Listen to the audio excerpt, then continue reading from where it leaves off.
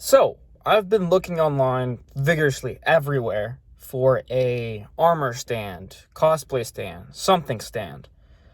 There's not a single video tutorial out there, unless my Google searching skills are awful, about someone doing it.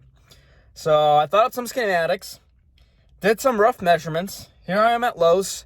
We're going to get into details. I'm going to show you all the parts I used and how I assembled my first armor stand. Hey, here we go.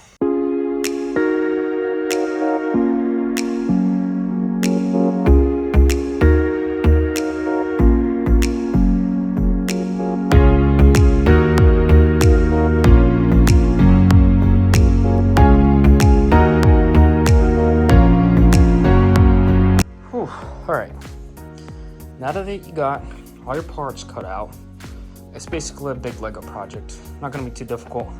I'm gonna start out going from the base up though. All right, so first base part is in 12 inches, 12 inches, 20 inches. I knew when I was making the design, I'm going overkill. I didn't know it was this overkill. But it's okay. I can trim it up and make it smaller if I need to. This design and size will work for any costume. So I thought about editing this part out, but it's okay. I want to be honest with y'all. My first dimensions were a little off. I thought more is better. It is. I can always trim this, and I'll give you guys the correct dimensions and it trimmed, but it came out pretty stinking huge.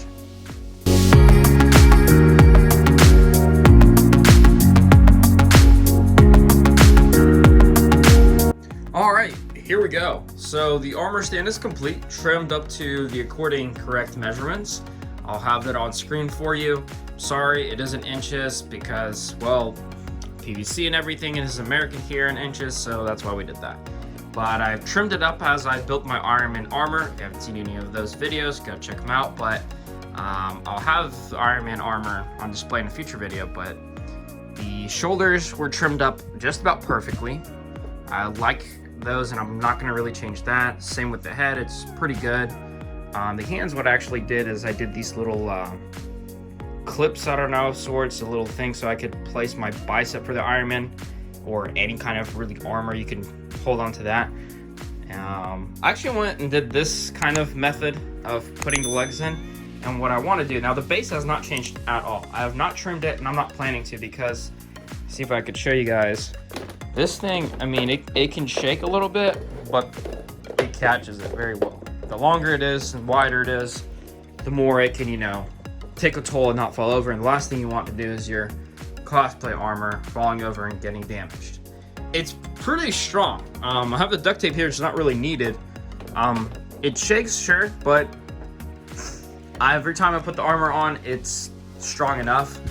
Potential upgrades, what I'm gonna do, I kind of dislike this design and want to change it a little bit. I've seen a picture or two someone else did, and that is actually having exact same size PVC right here and having one here and here, so it kind of distributes the weight a little bit better. I could, and I knew about this later, have a little angle right here for the arms if I wanted to. We'll see. I might like how they are right now and not move them at all. The only thing is I might need to trim the hips a little bit. I feel like they're still too wide. They're slightly angled. And then you see, and I did have this in preparation if I need to. It looks fine, right? But if you have a whole bunch of weight up here, it's going to want to twist right here in the middle, right? It's going to want to twist and fall forward. I want to have something in place to stop that. I don't have it yet. It's not been so heavy where I was worried that would happen. But I have that potential with that piece, or the future ones on the sides in the middle. Potential upgrades you guys can look into, I might do in the future. Yeah, here's the armor stand. It cost me $35, a little bit less. It took maybe, I don't know, less than an hour of putting it together. The great thing of why I recommend going this way and any other route is you're able, first of all, is to get precise measurements and very easily trim and cut it.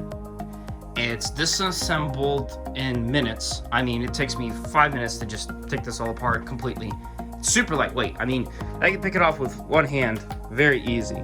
Like, no problem at all.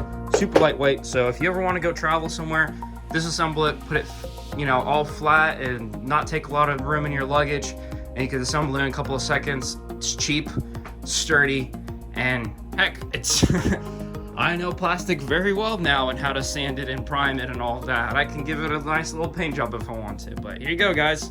So you do an armor stand. I love it. I highly recommend it. And I'll show you guys the end results of how I use it. Hope you guys find this helpful.